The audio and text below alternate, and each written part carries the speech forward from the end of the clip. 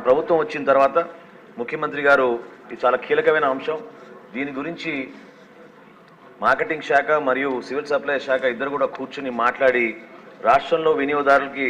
ఇబ్బంది కలగకుండా మనం వెసులుబాటు కల్పించాలని ఆయన ఆదేశాల మేరకు జూలై 8వ తారీఖున ఒక మీటింగ్ ఏర్పాటు చేశాం అధ్యక్ష. ఈ సమావేశంలో హోల్సేల్ డీలర్స్, బిగ్ రీటైలర్స్ అధ్యక్ష, అంటే మన డీమార్ట్, రిలయన్స్ వంటి పెద్ద సంస్థలను కూడా ఆహ్వానించి వివిధ జిల్లాల నుంచి రైస్ మిల్లర్స్ అసోసియేషన్, అదేవిధంగా ఏపీ ఛాంబర్ ఆఫ్ కామర్స్ నుంచి అక్కడున్న గౌరవ సభ్యులందరినీ కూడా ఆహ్వానించి రాష్ట్ర వ్యాప్తంగా మన ప్రభుత్వం వచ్చిన తర్వాత కొన్ని చర్యలు తీసుకోవాల్సిన అవసరం ఖచ్చితంగా ఉంది.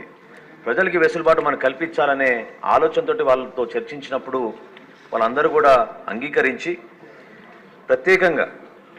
మనం కొన్ని సరుకుల పైన వాళ్ళు రాష్ట్ర వ్యాప్తంగా ఒకే రేటు తీసుకొస్తామనే